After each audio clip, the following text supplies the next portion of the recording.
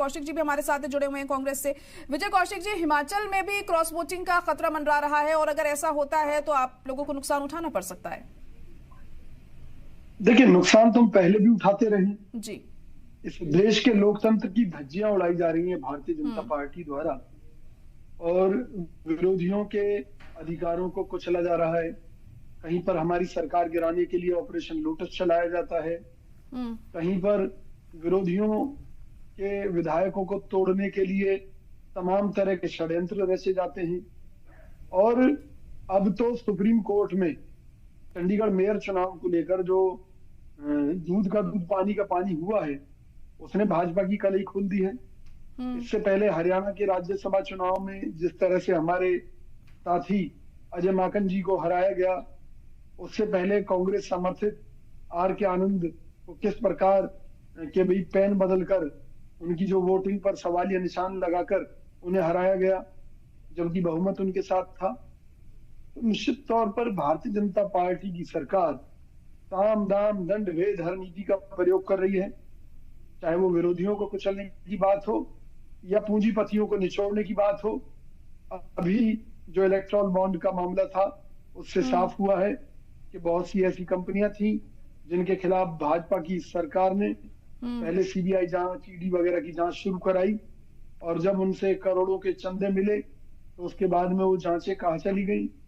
इसी तरह से शिवसेना के जिन विधायकों के खिलाफ जांचें चल रही थी, अजीत पवार जिनके बारे में खुद फडणवीस कहते थे कि भाई अजीत पवार ने हजारों करोड़ के घोटाले किए हैं, अजीत पवार चक्की पीसिंग और उनके साथ मिलकर सरकार बना ली।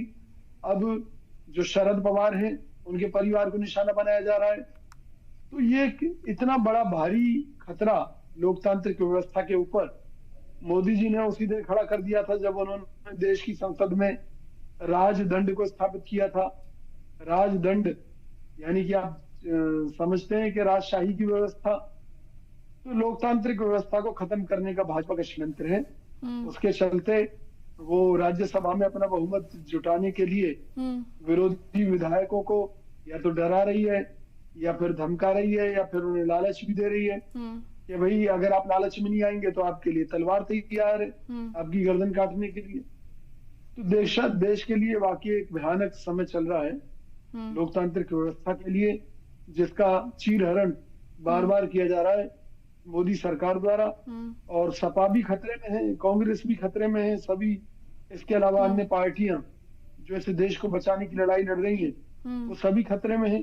आप मायावती जी का हाल देख लीजिए कि मायावती जी की कमजोर नसों को दबाकर मोदी सरकार उनका पूरा दोहन कर रही है। मजाल है उनकी कि भी बीजेपी की मर्जी के बगैर वो एक कदम भी कहीं रख दे, तो अपनी पार्टी को खत्म करने के लिए भी तैयार है। क्या करें, वरना बीजेपी ने डर दिखा रखा है, जेल चली जाएंगी। देश में इस तरह की राजनीति देश के लोकतंत्र के लिए घातक है। और क्या आप एक नजीर पेश कर रहे हैं देश की जनता के सामने या विरोधियों के सामने, कल को दूसरे दल को मौका मिला तो क्या क्या क्या क्या नहीं करेगा। चलिए ठीक है। विजय कौशिक जी, देखिए हम कांग्रेस में भी लगातार देख रहे हैं लोग पार्टी छोड़ के बीजेपी में यहाँ पे शामिल हो रहे हैं, तो क्या वजह है कि पार्टी जोड़कर नहीं रख पा रही है लोगों को, और यही बात सामने बार बार आती है कि उनकी बात सुनी नहीं जाती है पार्टी में। देखिए, आपने अगर कुछ फिल्में देखी हो, उनमें एक सीन आता है कि विलन जो है किसी ऑफिसर के पास जाता है, किसी ईमानदार आदमी के पास जाता है और उसके सामने टेबल पर बंदूक रख देता है और एक तरफ पैसे रख देता है, कहता भैया तो गोली खा ले या पैसे ले ले। तो वो जो है कई बार जो है जो ईमानदार आदमी है वो पैसे को चुन लेता है कि भी जान जाएगी तो उससे क्या हासिल होगा, उसकी लड़ाई कौन लड़ेगा।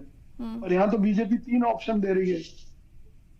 एक तो ये कि भाई तुम्हारी राजनीति खत्म कर देंगे, तुम्हें जेल में डाल देंगे, एक तरीके से तुम्हारी राजनीतिक मौत हो जाएगी जो कि एक आम मौत जैसी ही होगी। दूसरा ये है कि भाई तुम हमसे पैसे ले लो। तीसरा ये है कि हमारी पार्टी में आ जाओ, कुछ पैसे भी मिल जाएंगे और आगे का भविष्य भी तुम्हारा सुरक्षित हो जाएगा। 3 ऑप्शन दे रही हो जो पार्टी, तो उन परिस्थिति में आदमी, अगर कोई कमजोर आदमी है तो क्या स्वीकार करेगा।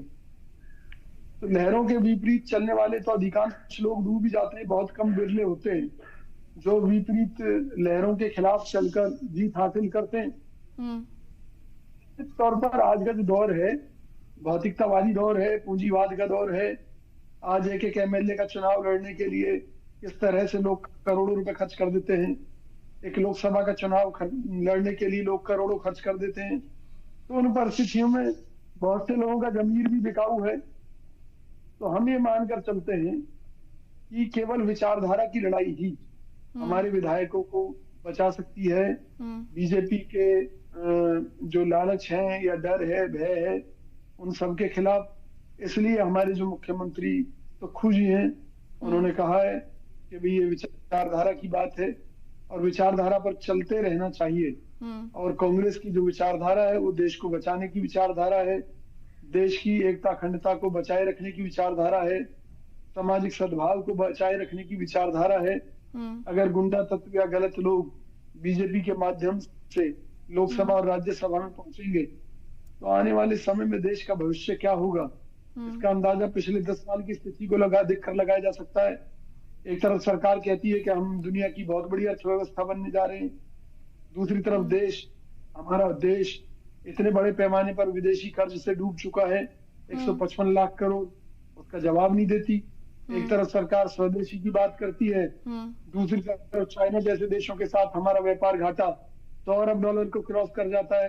यानी कि सरकार कह रही है कुछ, हो रहा है कुछ। तो आप सोच लीजिए देश का होगा क्या कि भी सरकार की आर्थिक हालत इतनी खराब है, दो बार आरबीआई के रिजर्व फंड से पैसा निकाल चुकी है, कई लाख करोड़ रुपए, जबकि आजादी से अब तक, मोदी सरकार आने तक कभी भी ऐसी पोजीशन नहीं बनी। जी, अब देखिए हिमाचल में भी हमने देखा है कि 9 विधायकों ने क्रॉस वोटिंग करी है वहां पर। तो ऐसे में जाहिर तौर पर देखिए नुकसान तो आप लोगों को उठाना पड़ेगा, लेकिन आपको नहीं लगता है कि आपको लोगों को जोड़कर रखना चाहिए, उनकी जो परेशानियां उन्हें सुनना चाहिए, दिक्कतें दूर करें ताकि वो भी अपनी पार्टी पर यकीन कर सकें और कहीं जाए ना? नहीं, आप बिल्कुल सही कह रही हैं। लेकिन एक चीज बताइए ना, जब हम विपक्ष में हैं और हमारा कोई विधायक ये कहे कि जी मैं तो मंत्री बनना चाहता हूँ, ये चेयरमैन बनना चाहता हूँ, तो उन परिस्थितियों में भाई हमारी लिमिटेशंस हैं। जहां हमारी सरकार है, जहां हमारी सरकार नहीं है, तो वहां बीजेपी उन लोगों को लालच दे देती है, भी हमारे यहाँ जाइए मंत्री बना देंगे। ज्योतिरादित्य का सिंधिया का मामला आपके सामने है। इसी तरीके से उत्तर प्रदेश में हमारे एक नेताजी गए थे, उनको भी इन्होंने मंत्री बना दिया अपनी राज्य सरकार में। इसी तरीके से आपने देखा होगा अशोक चौहान जी का मामला, कि बीजेपी ज्वाइन करती उनको राज्यसभा दे दी।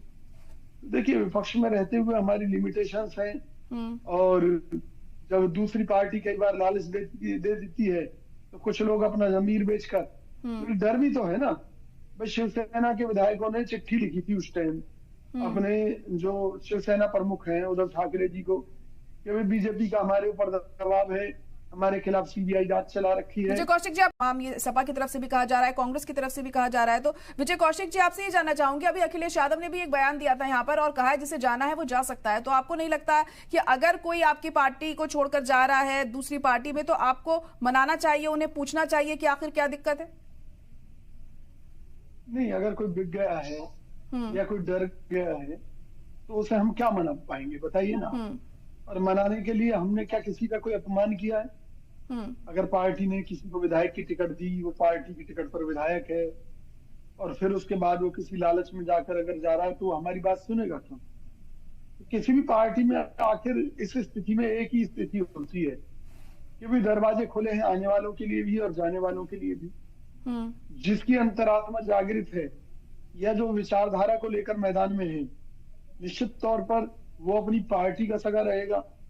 अब आप बीजेपी का तो देखिए ना, जो पार्टी सिद्धांतों की बात करती थी, 2014 से पहले जो पार्टी देश और दुनिया की सबसे गरीब पार्टी थी, आज वो देश और दुनिया की सबसे अमीर पार्टी बन गई। किस तरह से उद्योगपतियों से चंदा वसूला गया सीबीआई और ईडी का डर दिखाकर, किस तरह से सरकारें गिराई गई पैसे का दुरुपयोग करके और डराकर धमकाकर, पूरा देश देख रहा है। तो सवाल ये है ना कि अगर किसी को गन पॉइंट पर अगवा कर लिया जाए तो भाई उसमें क्या तो कांग्रेस पार्टी करेगी, क्या समाजवादी पार्टी करेगी? भाई अब यही बाकी रह गया। हो सकता है कि आने वाले समय में बीजेपी धमकी दे कि भाई तुम्हें फर्जी एनकाउंटर में मरवा देंगे, नहीं तो हमारी तरफ आ जाओ। तो भाई आदमी जान बचाएगा या राजनीति बचाएगा? जाहिर सी बात है जान बचाएगा। अभी हरियाणा के अंदर आपको मालूम हो नफे सिंह राठी जो कि इनेलो के प्रदेश अध्यक्ष थे, उनकी सरेआम गोलियों से भूनकर हत्या कर दी। उसमें हाथ बताया जा रहा है काला जठेड़ी गैंग का, लॉरेंस गैंग का। आप मुझे बताइए लॉरेंस गैंग कौन है कि जिसका सिद्धू मूसेवाला की हत्या में नाम आया और जाने कितनी हत्याओं में नाम आया। बिहार में बैठकर भी अगर गैंग चल रहे हैं तो करवा कौन रहा है? अब मुझे बताइए ना। भाई कहीं सत्ता का संरक्षण है तो आदमी अपनी जान बचाएगा, परिवार को बचाएगा या फिर वो वोट बचाएगा? बता दीजिए, आप ही जवाब दे दीजिए मुझे। तो इस राज्य में हालात खराब है। मौजूदा सरकार किसी भी हद तक जाकर अपने विरोधियों को कुचलने में लगी हुई है और हम तो माननीय मोदी जी से रिक्वेस्ट करते हैं बार बार कि मोदी जी अघोषित तानाशाही की जगह आप घोषित तानाशाही स्पष्ट कर दीजिए, कह दीजिए। भाई हमें तो खुशी होगी मोदी जी अगर तानाशाह घोषित करते हैं खुद को। अघोषित तानाशाही से तो सही है घोषित तानाशाही तो कर दें और कह दें कि भाई इस देश में किसी और को कोई सरकार बनाने का हक नहीं है, क्योंकि मोदी जी तो खुलेआम कहते हैं कांग्रेस मुक्त भारत। तो कांग्रेस से मुक्त कैसे करेंगे वो देश को? कि भाई या तो कांग्रेस के नेताओं को मरवाएंगे या झूठे केसों में जेलों में भिजवाएंगे या फिर यह है कि उनके अकाउंट फ्रीज करके उन्हें आर्थिक रूप से मार देंगे। भाई पिछले दिनों जो कांग्रेस पार्टी के जो अकाउंट फ्रीज किए भारत सरकार ने, मोदी सरकार ने, आप उसी मसले को देख लीजिए क्या है। सीधा सा मुद्दा है, विरोधियों को किसी भी हद तक कुचलना है। कल को अगर समाजवादी पार्टी के नेता अखिलेश यादव भी जेल में हो तो कोई बड़ी बात थोड़ी ना है, या उनके भी खाते जो है फ्रीज कर दिए जाए कोई बड़ी चीज थोड़ी ना है। हमारे कांग्रेस के साथी हैं गणेश गोंदियाल जो कि उत्तराखंड कांग्रेस के अध्यक्ष रहे हैं। जब उन्होंने मोदी जी के कार्यक्रम का विरोध किया केदारनाथ में, वहां की दीवारों पर मोदी जी की फोटो नहीं दिखाई जाएगी क्योंकि भगवान के मंदिर पर मोदी जी का कार्यक्रम क्यों? तो इसके बाद में उनके ऊपर इनकम टैक्स के छापे डाले गए, तमाम तरह की जांचें शुरू। वो लड़ते रहे, लेकिन लड़ते रहने का रिजल्ट क्या है? आदमी जब अपने घर में घुसेगा तो बीवी बच्चे भी कहेंगे ना कि किससे लड़ रहे हो भाई, सरकार से तो नहीं पाया, सरकार तो बहुत बड़ी ताकत है, कल को बच्चों का क्या होगा? तो उसमें तो कोई भी डाल देगा। मैं कह रहा हूँ मुझसे अगर मोदी जी कहे कि विजय जी आप छोड़िए सब कुछ, आप ये कीजिए, तो मैं ना चाहते हुए भी बात मानूंगा भाई। सरकार चलिए ठीक है। खेमचंद शर्मा जी क्या जी, मैं कुछ मुद्दे आपके सामने रखना चाह रहा था। आपको याद हो कुछ समय पहले उत्तर प्रदेश में इत्र व्यापारी के यहाँ पर छापे और कई सौ करोड़ की बरामदगी दिखाई थी। छत्तीसगढ़ में एक राज्यसभा सांसद के यहाँ से कई सौ करोड़ रुपए की बरामदगी दिखाई थी, जिसमें मोदी जी ने कहा किसी भ्रष्टाचारी को नहीं छोड़ेंगे। तो क्या आप मुझे बता सकती हैं, भाजपा प्रवक्ता बता सकता है कि भी उन मामलों का क्या रहा? देखिए हकीकत ये है इस देश में इतना बड़ा गड़बड़झाला चल रहा है। हम क्यों कहते हैं मोदी जी से कि भी आप अपने आप को तानाशाह डिक्लेयर कर दो? क्योंकि भाई ये जो लोकतंत्र में चुनाव के नाम पर देश के हजारों करोड़ खर्च हो रहे हैं और जो आपकी गुंडागर्दी चल रही है, इससे तो बेहतर ही है कम से कम ये देश का पैसा तो बर्बाद होने से बच जाएगा। कर दीजिए घोषित। भाई आप साम दाम दंड भेद, भाई ये जो पैसा खर्च हो रहा है खरीद फरोख्त में, ये किसका पैसा है? ये भी देश का पैसा है। ये जो चुनावों पर खर्च हो रहा है किसका पैसा? देश का पैसा खर्च हो रहा है। अगर चंडीगढ़ के मेयर जैसा चुनाव हो रहा है देश भर में ही, तो बताइए ना की जरूरत क्या है?